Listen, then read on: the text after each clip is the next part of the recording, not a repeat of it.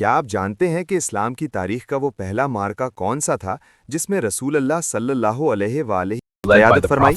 لوگ بدر کا نام لیتے ہیں مگر حقیقت کچھ اور ہے، تو آئیے ہم حقیقت جاننے کی کوشش کرتے ہیں۔ سن 2 ہجری کا آغاز۔ مدینہ کی فضاؤں میں ابھی ہجرت کی خوشبو باقی تھی، لیکن مکہ کی قریش کی سازشیں تھمی نہیں تھیں۔ مسلمانوں کو مدینہ میں بھی چین سے رہنے نہیں دیا جا رہا تھا۔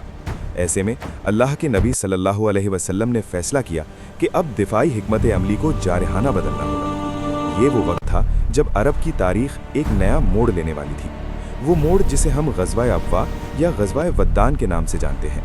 یہ محض ایک فوجی مہم نہیں تھی، بلکہ اسلام کی بڑھتی ہوئی طاقت کا اعلان عام تھا۔ ماہ سفر کی 12 تاریخ تھی۔ رسول اللہ صلی اللہ علیہ وسلم نے مدینہ کا انتظام حضرت سعد بن عبادہ رضی اللہ عنہ کے سپرد کیا اور خود 70 مہاجرین کے ساتھ مدینہ سے باہر تشریف لائے۔ ذرا تصور کیجئے اس منظر کا، 70 فاقہ مست مگر ایمان سے سرشار صحابہ، جن کے پاس نہ تو بہت بڑی فوج تھی اور نہ ہی جدید ہتھیار، مگر ان کے پاس وہ جذبہ تھا جو پہاڑوں کو ریزہ ریزہ کر دے۔ اس لشکر کا پرچم سفید تھا جسے تاریخ کے سب سے بہادر جرنیل سید الشہداء حضرت حمزہ بن عبد المطلب رضی اللہ عنہ تھامے ہوئے تھے۔ یہ سفر آسان نہ تھا۔ تپتی دھوپ اور سنگلاخ راستوں کو عبور کرتے ہوئے یہ قافلہ ودان کی طرف بڑھ رہا تھا۔ ودان جو ابوا کے قریب ایک اہم مقام تھا۔ رسول اللہ صلی اللہ علیہ وسلم کا مقصد قریش کے اس تجارتی قافلے کو روکنا تھا جو شام سے مکہ کی طرف لوٹ رہا تھا۔ یہ قریش کی معیشت پر پہلی کاری ضرب تھی، تاکہ انہیں یہ احساس ہو کہ اب مدینہ کی ریاست کو نظر انداز کرنا ناممکن ہے۔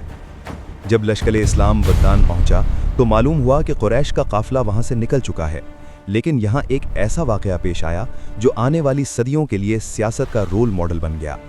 وہاں بنو زمرہ نامی ایک طاقتور قبیلہ آباد تھا۔ بجائے اس کے کہ ان سے جنگ کی جاتی، رحمت عالم صلی اللہ علیہ وسلم نے ان کے سردار مخشی بن عمرو کے ساتھ ایک امن معاہدہ کیا۔ وہاں یہ طے پایا کہ بنو زمرہ مسلمانوں کے خلاف کسی کی مدد نہیں کریں گے اور نہ ہی مسلمان ان پر حملہ کریں گے۔ یہ وہ ماسٹر سٹروک تھا جس نے مکہ کے مشرکین کو تنہا کر دیا اور مدینہ کی سرحدوں کو محفوظ بنا دیا۔ 15 راتیں مدینہ سے باہر گزار کر جب یہ لشکر واپس لوٹا تو عرب کے قبائل دنگ رہ گئے۔ کسی نے سوچا بھی نہ تھا کہ مدینہ سے نکل کر کوئی گروہ قریش کے راستے میں کھڑا ہونے کی جرت کرے گا۔ غزوہ ابوا نے ثابت کر دیا کہ حق جب سر اٹھاتا ہے تو باطل کے ایوان لرز اٹھتے ہیں۔ یہ وہ پہلی اینٹ تھی جس پر آگے چل کر غزوہ بدر کی عظیم الشان فتح کی عمارت کھڑی ہوئی۔ اگر آپ لوگ اس طرح کے اسلامی اور تاریخی واقعات سننا چاہتے ہیں تو ہمارا چینل سبسکرائب کریں۔ اللہ پاک آپ کو جزائے خیر عطا فرمائے۔